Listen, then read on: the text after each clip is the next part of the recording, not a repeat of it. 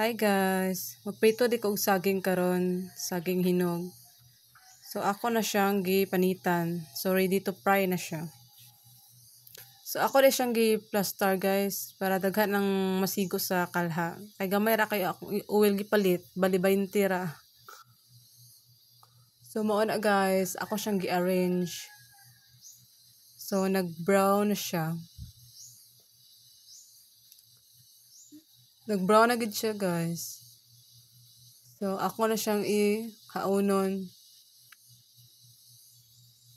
Tamis na siya daan nga kan guys, tamison siya nga saging. Plus ako pa siyang gibutangan og sugar. Gi-mix na ko ang saging og sugar. Para wag is lami kayo guys. So mga sa ta guys. Paglaway lang mo diha guys. Pagkaon sa ko dire.